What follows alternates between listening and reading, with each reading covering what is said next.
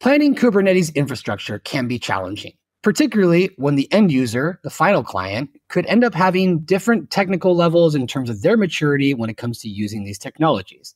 I got a chance to speak to Vasily and Ronald from Loovatech, and they told me about their experience with application migration from Docker Compose to Kubernetes, how, what, and the problems that they encountered along the way. Not only does this dynamic duo work together when it comes to Kubernetes challenges, but they also play music, playing different instruments and singing. I think you'll enjoy this episode. Check it out. Ronald, Vasily, welcome to KubeFM. Hey, happy to be here. Great to have you. Hey, Bart. Yeah, thank you for having us on your podcast. Absolute pleasure. Ronald, starting out with you. What 3 tools would you install on a new Kubernetes cluster? Yeah, I think it's definitely would be ArgoCD, a powerful GitOps tool with a pretty useful web interface, and it's like first one, because then by using ArgoCD I would install other components in cluster. The next tool I think would be Prometheus, because it's important to monitor what's happening in your cluster with your application. And Prometheus with Grafana and Alert Manager is a good way to do it. And I think Keda is the third one, because one of the useful features of Kubernetes is scaling, and Keda provides more opportunities here, because we can use custom metrics.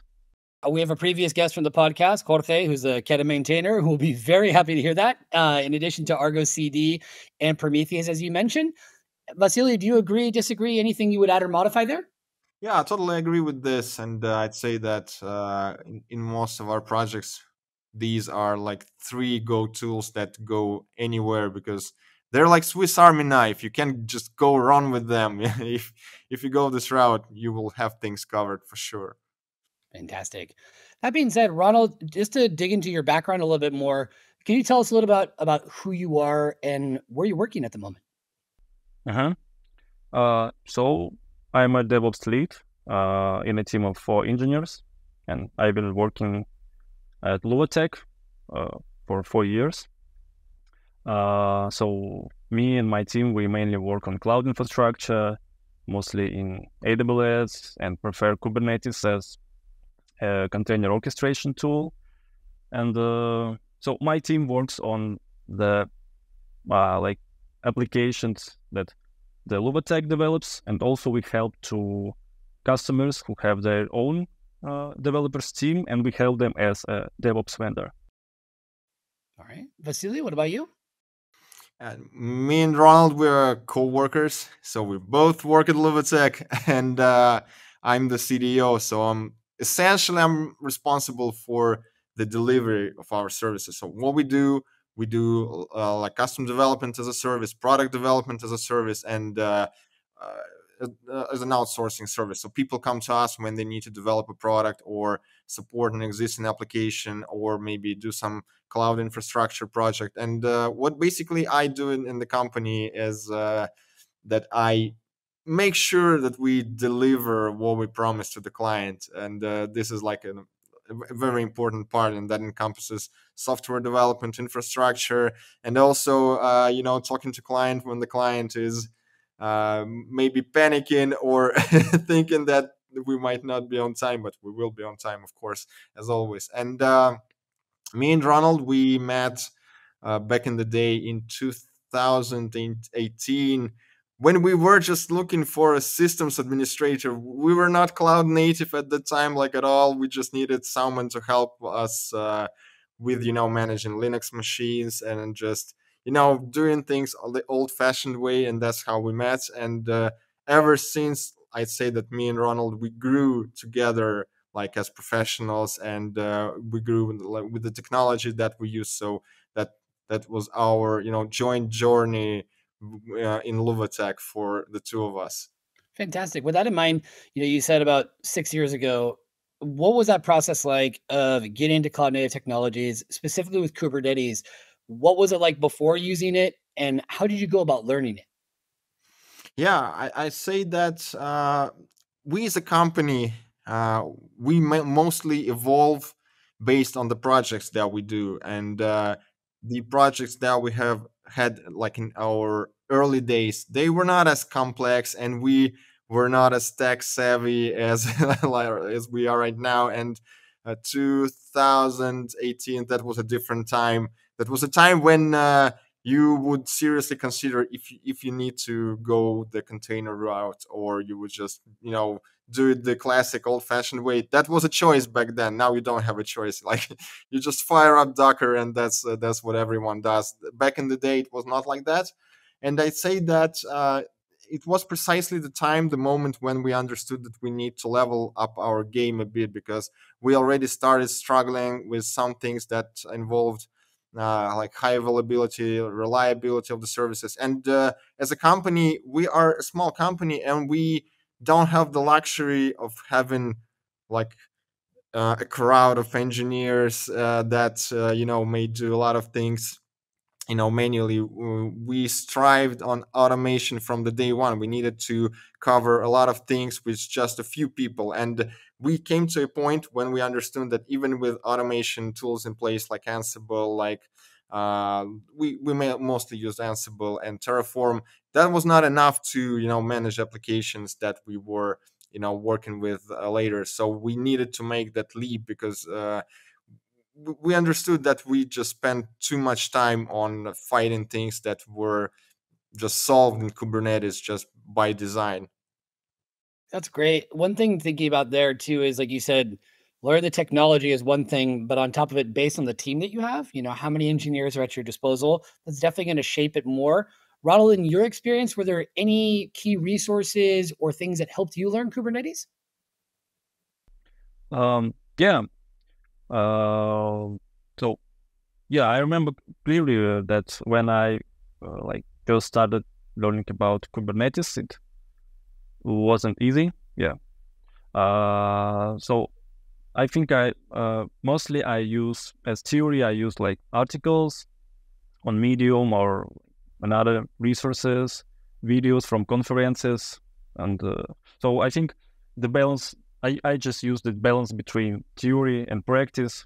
So I had like a real task and used these sources, and of course Kubernetes documentation and Stack Overflow did their job. Their go-to resources for a reason. Just want to see if there's anything in particular. Yeah, it makes sense.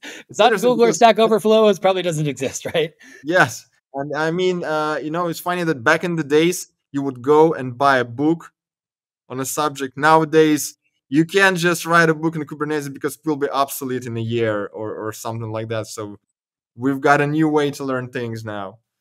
Like you said, keeping it fresh, and it's no coincidence we'll be speaking today more specifically about an article. That being said, if you could go back in time and give any advice to your previous self about, hey, avoid this or focus on that when it comes to learning Kubernetes, what would you recommend there, Vasily? I'd say that I really thought that I really think that we went right, with the technology side. I wish we would do this earlier, though.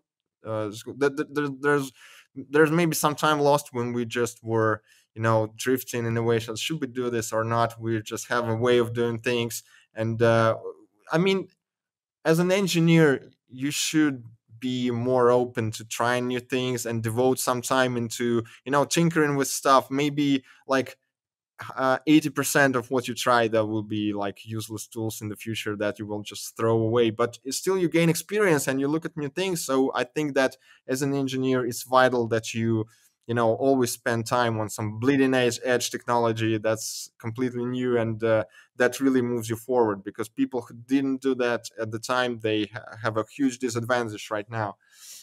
And the second point I think is that we might be better off reaching out more to the community, because back in those days, we were like constrained in our own box. We were just our team and that. And right now we're speaking here, and one question is I ask, why wouldn't we do something like this 5 years earlier, like what held us? Like nothing held us, just ourselves. So yeah, the community and what you're doing here, is a great way to spread knowledge, glue people, move people together to share things. So that's a beautiful thing to do, and you can start doing it anytime. Like everyone has something to bring in.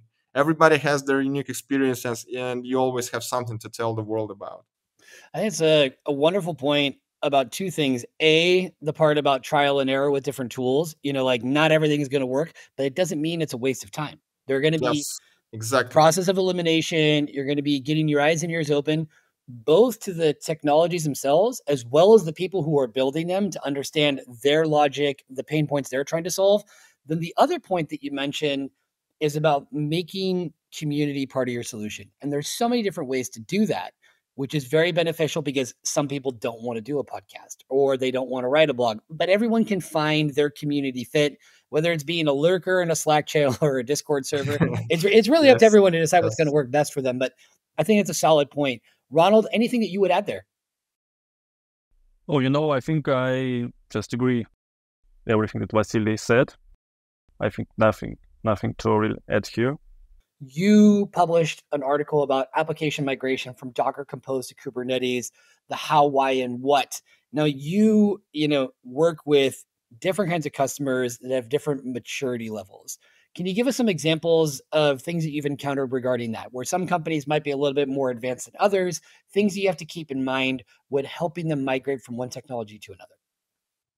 Yeah, our portfolio of clients like is very different because some of them are startups on early stages, some are internal projects of an enterprise company. For example, like there's one project where there's a food manufacturer that has large manufacturing plants, and the software they needed was a system that could help them to simplify the relationship with the suppliers, so to help them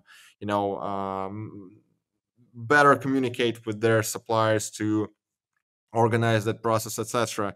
uh, this is not a system that is getting any sort of high load, and they need to host it on premises. Like there's their requirement that it got to be installed somewhere, and then you go talk to their IT team, and if you mention something like Kubernetes, they will say, oh, that's too much overhead.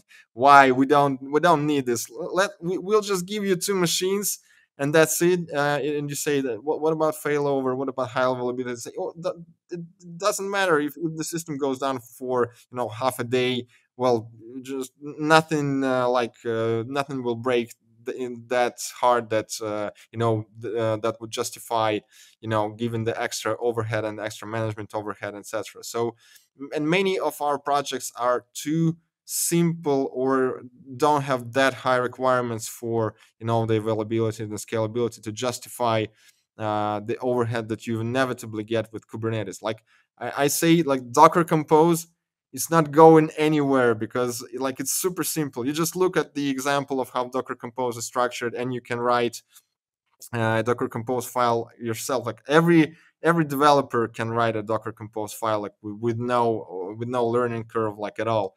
And one thing that we always do, we keep every application containerized, so this can help us to further to migrate to something like Kubernetes in the future. But yeah, most of our projects are not as infrastructure heavy or demanding as others, but some of them are like very infrastructure demanding, and that's where our engineers spend a lot of time working on the infrastructure. And some projects we just have literally templates for Docker Compose files for the typical services, so we have like building blocks that we can use to quickly spin up a deployment for a more simple application.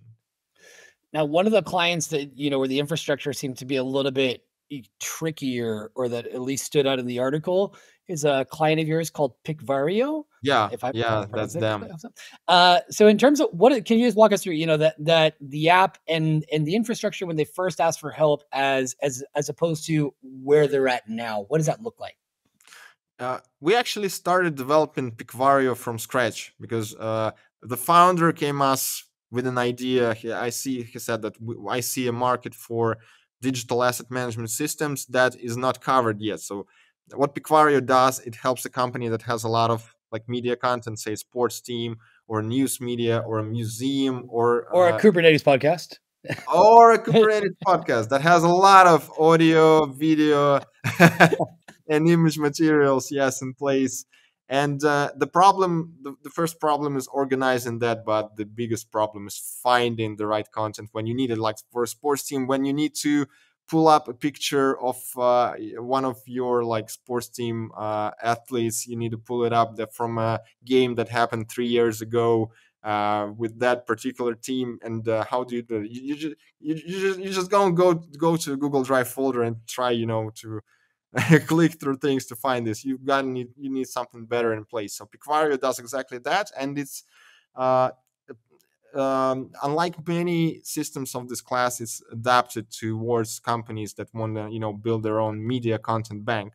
But that was just an idea in the beginning, and so when we started working on that, we had like zero infrastructure in place. And the only task at hand that we had was moving very fast because we needed to iterate like super fast because they had some initial investment. They needed to be very careful with that budget because you couldn't just burn it without thinking. You needed to account for every cent spent, and they were also working on the first sale, and that first sale, it was to an enterprise client, and they found a minimal viable product concept that involved like very basic features like being able to upload the content, process, find it like in the simplest way.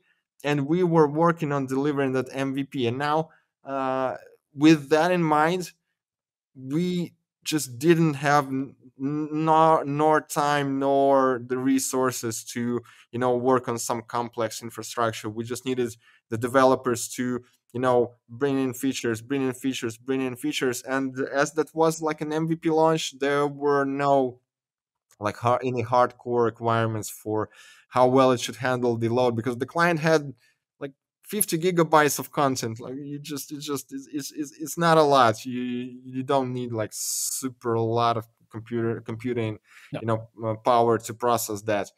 So, and I think that one important point here is that your infrastructure and generally your technical complexity of the project that involves its infrastructure, architecture, like how the code looks, how it's structured, it should follow the development stages of the product. So when it's early stage and a lot of things are undefined and you don't know how the product will turn, like what features would be in place, how would they consume resources, you don't need to come up with something complex at this stage. You just want to keep things simple, and then as the product evolves, you naturally support it by introducing more complexity in parts that just need it. And that's the way we did it with Picvario. We started like with nothing, and it was a Docker Compose file with 5 services. Then it had 10 services. Then after a year, it had 25 services in it, and that was the moment when we started scratching our heads and thinking, hey, this is ground out of control. We gotta do something about this. And we were also having the issues with handling the spikes in load, because there were just some static computing power allocated to the project, and when people started uploading a lot of things, like the interesting feature about Picvario is that it features all kinds of workloads. You have file uploads, you have picture and video processing, like transcoding, like preparing it for small previews, for streaming, for like different formats. You have like AI workflows to detect things on photos, and you have search, so the ability to find things in the index when there are millions of assets. So Picvario covers all type of workloads that you have in a modern system, and that was a challenge too. Uh, so that's when me and Ronald, we started to think that we need to change things up and elevate the infrastructure to follow the product development. With that in mind, Ronald, you had 25 different services running on a single host. How big? I want that to stand out. I want that to sink in. How big was that virtual machine, and was it on steroids? Yeah, I think so. Yeah, it was big. Yeah, but it worked. Yeah, it worked. But of course with some limitations. Yeah. So yeah, infrastructure was quite cheap and easy to maintain, but it had a number of drawbacks that we just need to fix. Like the lack of fault tolerance, because when we had some problems with virtual machine or network in the specific availability zone in cloud provider. So it could be the result of the application failure. We had a single point of failure, so problems with one application component can impact other components in case of memory leaks or high CPU usage.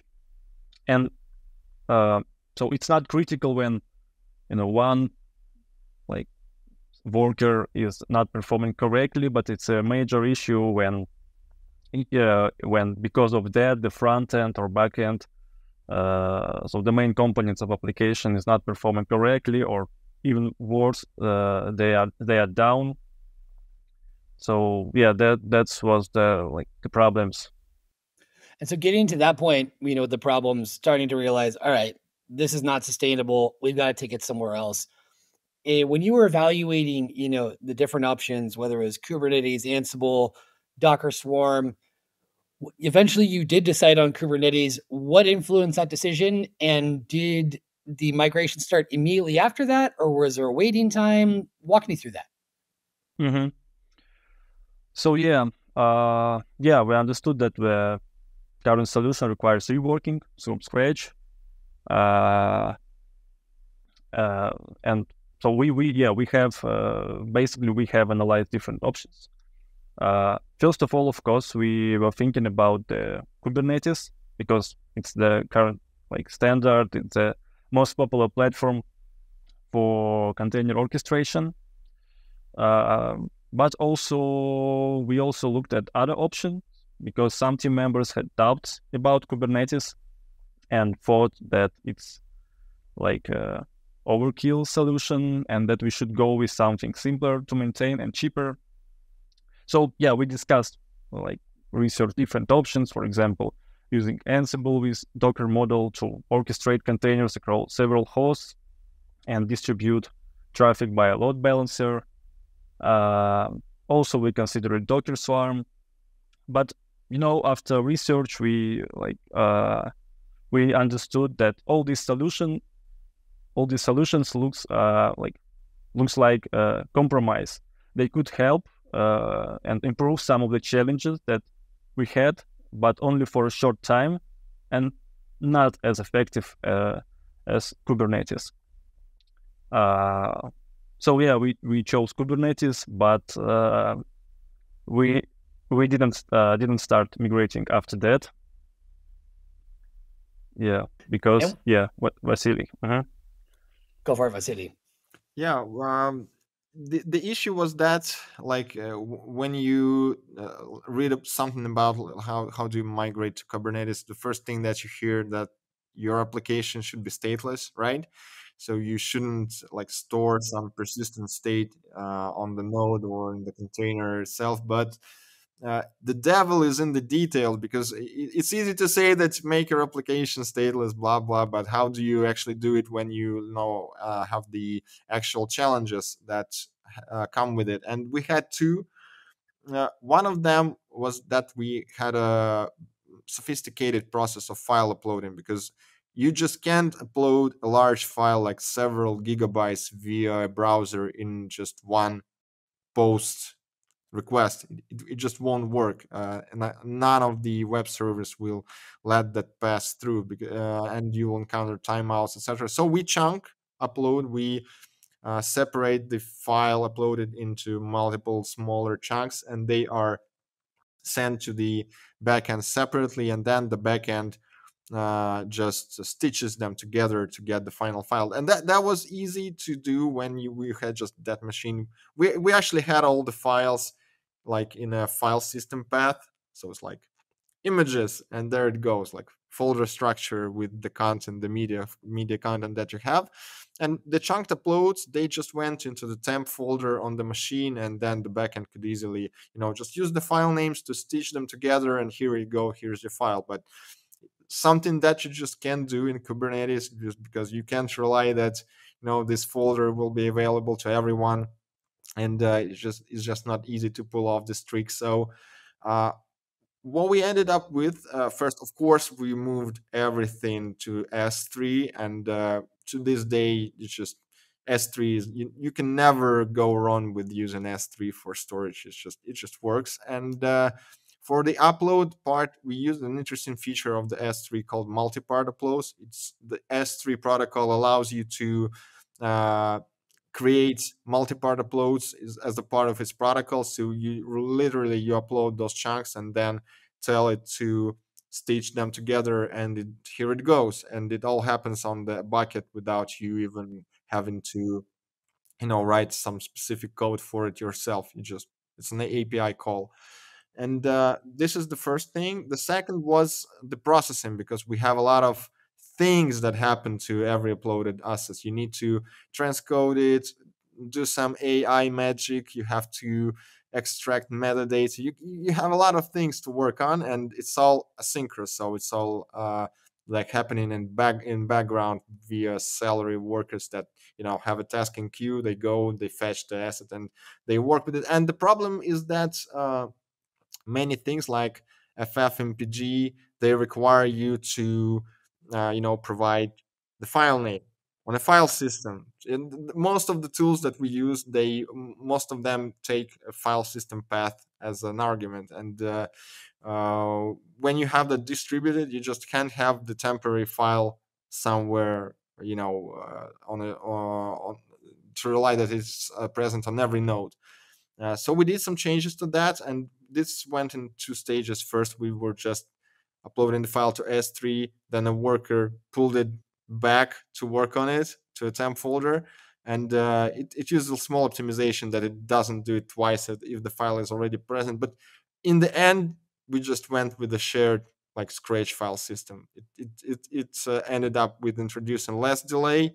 You can be always sure that the files in the Scratch space are always accessible. So my advice, if you encounter something like this, don't be shy to use things like Amazon Elastic file system. Just throw it in, connect it everywhere, and it will just work, and it will size itself according to the Scratch space. Because sometimes people upload like 50 gigabyte video files, like raw uncompressed video files, and you must be sure that you have space to accommodate for such huge uploads in your temporary Scratch space. So just go with Elastic file system or something like that. You can't go wrong. It will just put so much headache off you. So that were the two things that we changed in the application to become stateless. And with deploying and planning the infrastructure, how did you organize your Kubernetes clusters? And also on top of that, were you working with a specific cloud provider, or were you totally agnostic at that point? At that moment, all infrastructure was already deployed in cloud provider. So no changes were planned there. So we were thinking about how to create Kubernetes cluster here. So there were two options. The first option was to deploy an on-premises Kubernetes cluster on virtual machines using kubespray or another similar tool.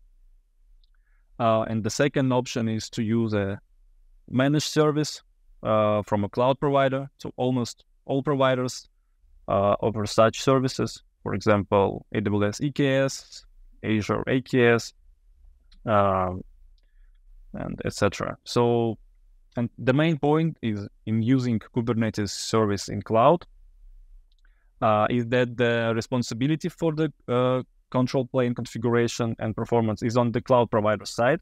So as an engineer, I can focus directly on deploying and managing my application in the cluster, setting up like Kubernetes system component, like auto scaling, ingress controller, setting up worker nodes, monitoring, and so on. So you don't need to set up a control plane or troubleshoot it.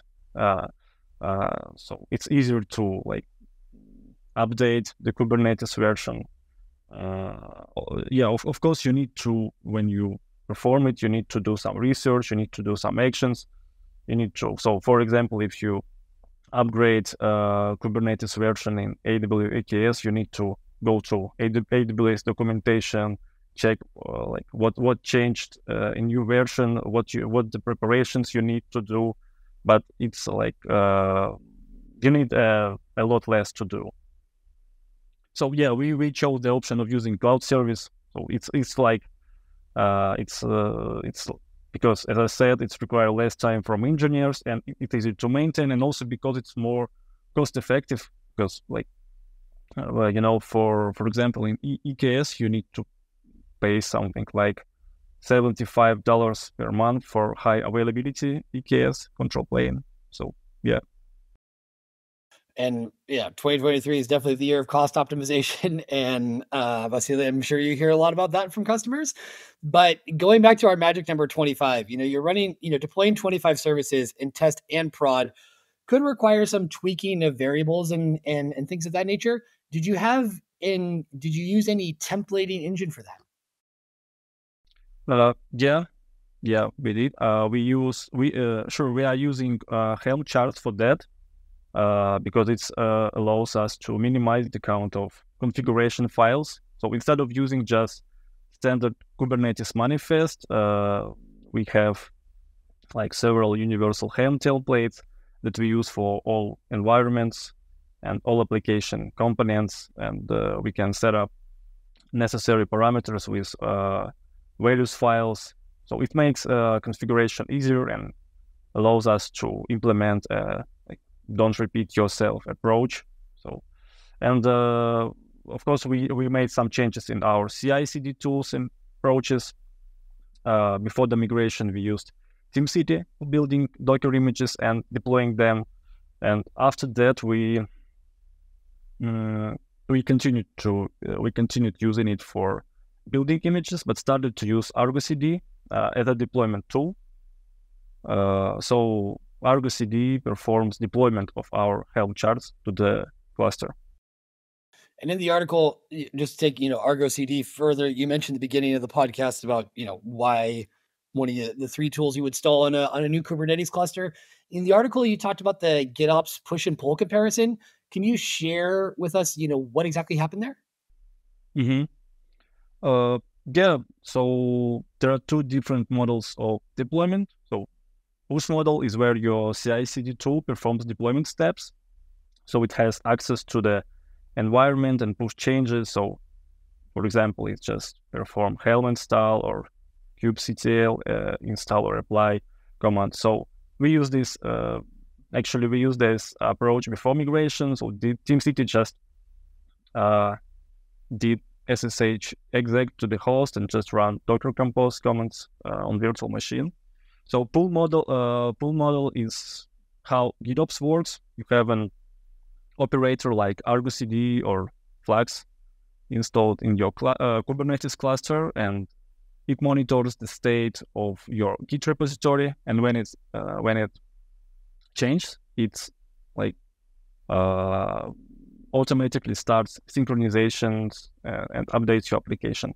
So both approaches have their advantages and disadvantages. So we decided to combine them.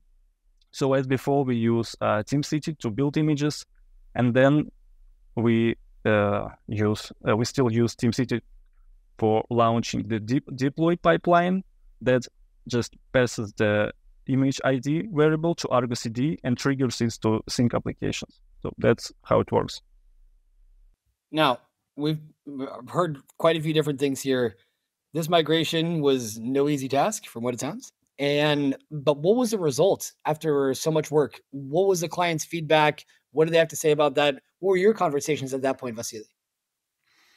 I'd say that we really got what we were after, because the main pain point for us at that time was that with the setup that we had before, if we had multiple clients uploading a lot of information into the system, like a lot of content, uh, that would become a huge bottleneck, because our queue would get just overloaded. We had too much stuff waiting for to be processed, and the clients, of course, they were complaining, because we all expect that if we upload things to the system, it just gets processed instantly, and if you have to wait, then what is happening? They were Time like is money. that. My audience wants to see this right now. Yeah, The peak time with certain demand. Yeah, we can understand that for sure.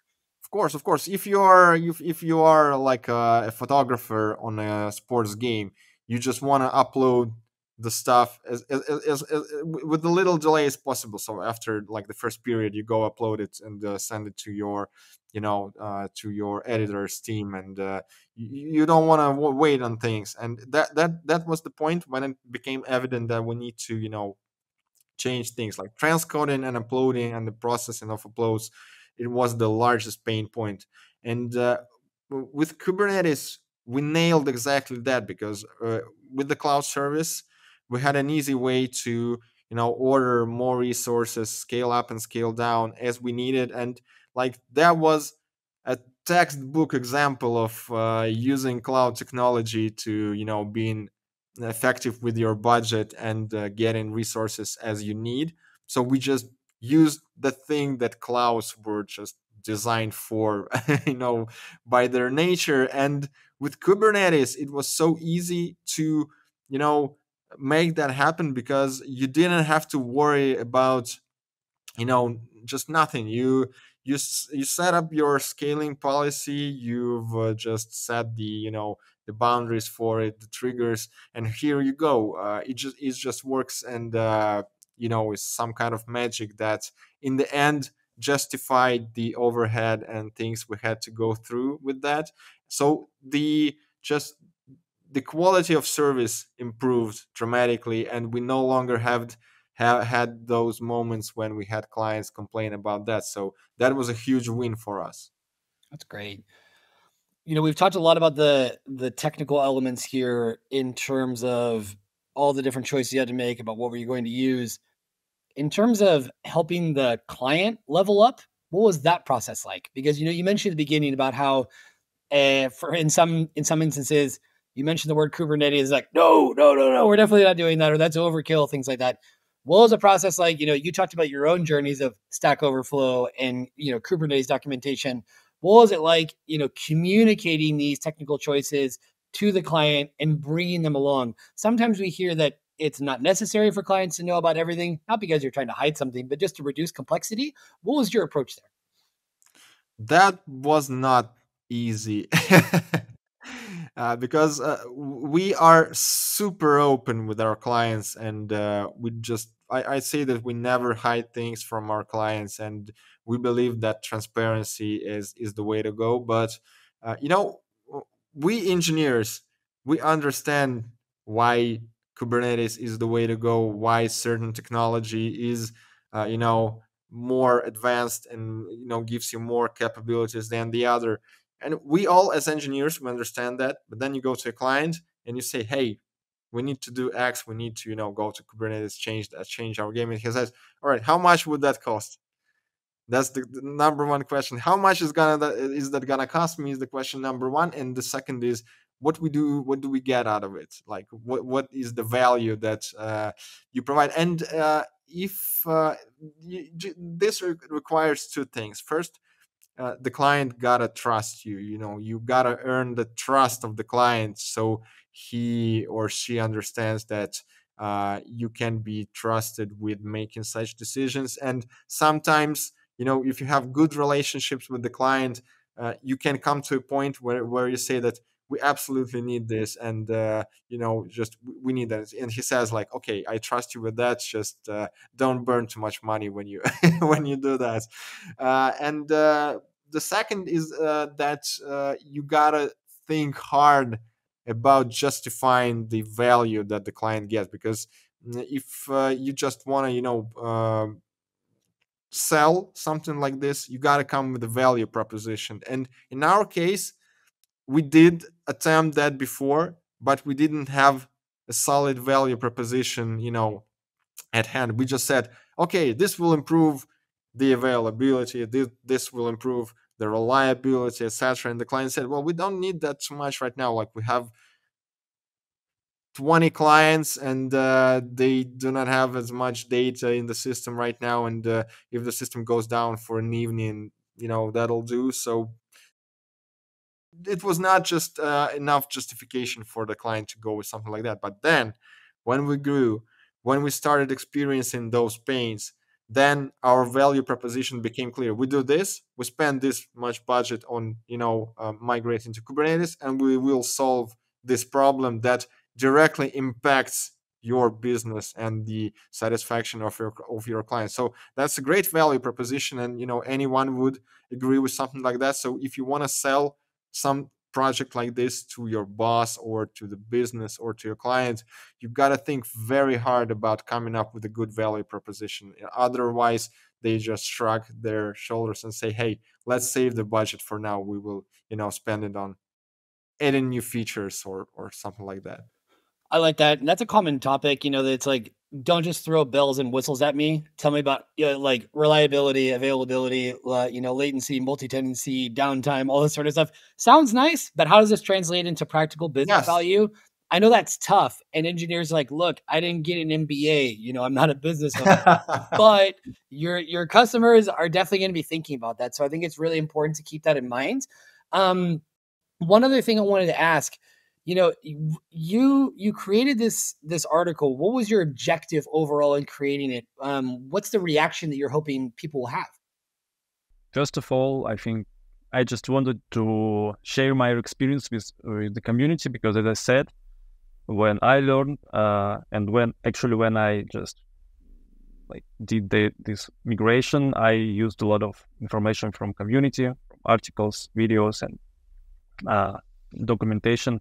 So I thought it might be useful for someone. And plus, I think I just wanted to try myself in writing. So it was my first, and I think not last experience. And also, it's like a kind of documentation for new team members. So they use this article as information about the project and infrastructure. They can find out what was done, how it was implemented, and even why we decided this solution. That's great. And I think, sharing is caring. And also internally on your team, that when people are getting started, you don't have to repeat yourself 500 times, say, hey, just go read this. It's all there. And it also stimulates that general curiosity that I think all good engineers have, of that, of course you can ask questions to people directly, but what effort have you made to find that answer on your own? And when you haven't been able to find it, that's when you jump in a Slack channel or you go to a coworker and say, hey, I've checked these 3 other places and I haven't found something. What's your experience been? Or could you share something that might be helpful? So that's a great lesson that's learned there. Now, Vasily, what's next for you? Having had this experience, do you plan on writing more blogs? Will you start hosting your own podcast? What's going to happen? I think that's we wanna write more material on what we're doing, because since then we had several more.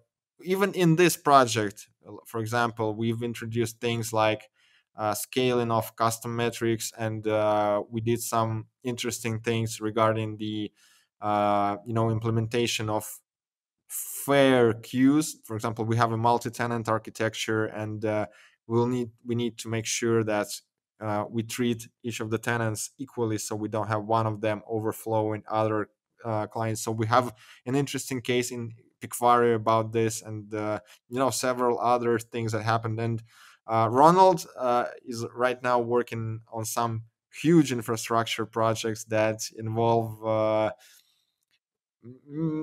hundreds of thousands of people from all over the globe, consuming them and working with them. So I think that's something that we, will be sharing with the community too. Ronald, could you elaborate on that? Yeah. No spoilers. Or one spoiler if you want. That's fine. Yeah. Vasily already told that we are using CloudFormation, but we plan to migrate to Terraform. I want to explain why. So besides Picvario, right now I'm working on another project with AWS infrastructures and Kubernetes. And if for Picvario, we need to maintain infrastructure for a like single large application with multiple environments. So here in this project, I need to work on a large number of small or medium-sized applications with dynamic lifecycle. So, and all of them are separated from each other. They run in different EKS clusters because of like customer requirements. So it's really necessary here to be able to quickly launch, update, migrate between accounts or completely remove this application and their infrastructure. Right now we're talking about, I think, 15 applications, and it seems like their number will continue to grow. So automation is definitely needed here, and we're already using CloudFormation. So this is like native infrastructure as code tool for AWS. But so yeah, currently I'm working on migrating from that to Terraform and Terragrant, because despite the fact that CloudFormation is a good tool, in our case, the combination of Terraform and Terragrant will make working with the infrastructure more efficient and convenient, because Terragrant allows you to define Terraform code once and then specify parameters using variables on application, environment, region, or AWS account level. So it lets you keep your automation configuration dry, which is something we lack in CloudFormation. So I'm now like in early stage of work, but I can already see that it is worth it. Wow, you're very busy, and on top of all this, when you're not writing articles and diving into these technical topics, you're quite a guitarist. Can you tell me about that experience? And your evolution as a guitarist, when you started, what you're doing now? Mm-hmm. Yeah. I play on electric guitar. I think I've been playing for about 2-3 years. Okay. So I just I have lessons every week. I have lessons with my teacher, and I learn new techniques and songs that I like to listen, and I record them for myself. I think mostly I play like metal and some indie rock. Indie rock, not necessarily neighbors all the time, but I think that's healthy. No, I think that's good. I think it's good. No, I really mean that. I think it's good to listen to everything. And when I say everything, I mean everything. And in the same way we were talking about tools, just because you don't like music doesn't mean you can't appreciate, understand, oh, well, how did they go about creating this song? What's the song structure? Things of that nature. If people listen to metal and only hear noise, they're missing out on a lot. Yeah. And if we're talking about a purely technical perspective, the speed and also the music theory that goes behind a lot of metal is very, very complex. As a drummer, like I said, you can do CrossFit or you can play metal drums. It's an exercise. Like, it's really intense, really, really sharp tempos that you have to be keeping in mind. Vasily, I understand you have a bit of a music background as well. Can you tell me about that?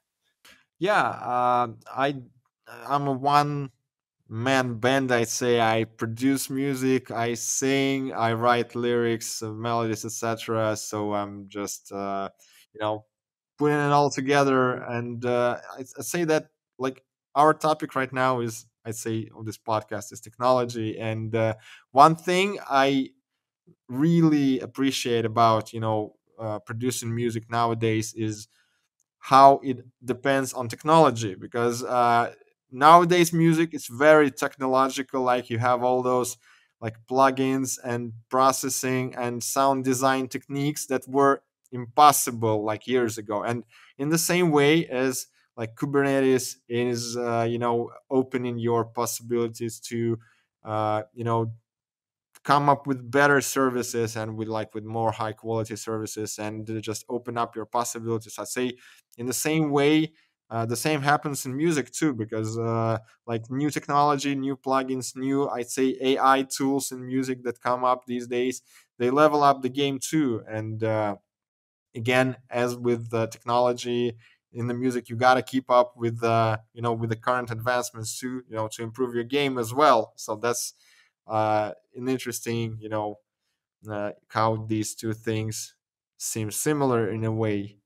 That's a great point. The democratization of these different tools and technologies, whether it's with open source and communities that you can use, technologies with music that were previously only in recording studios, if they were. And it's interesting as well too with the particular customer, client you talked about with Picvario.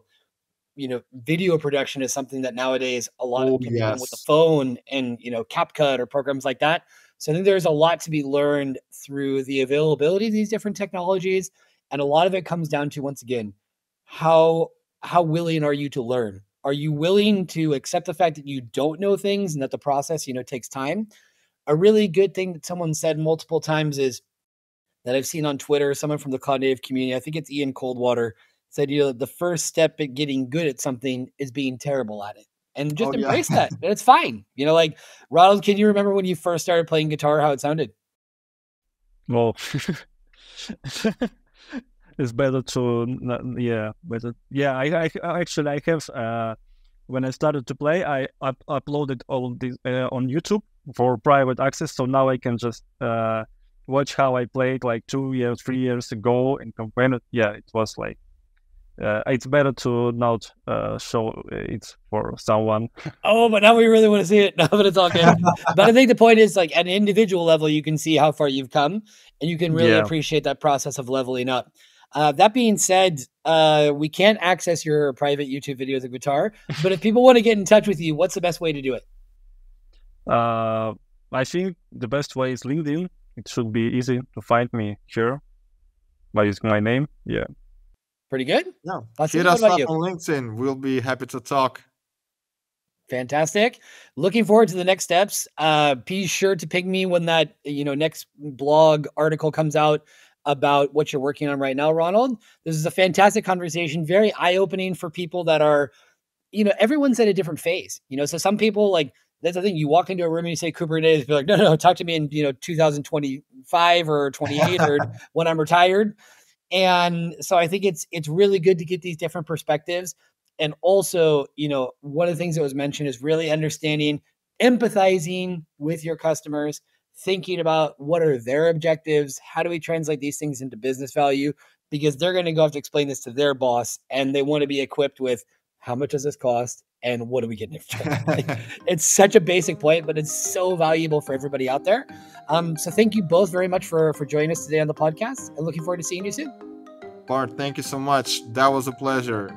Likewise. Thank you, Bob. And I expect to see you and hear you on future podcasts with us as well as others, because this is very, very informative. So thank you for the work that you put into creating the article and for sharing your knowledge. Perfect. Let's do this. All right. Bye-bye. Thanks.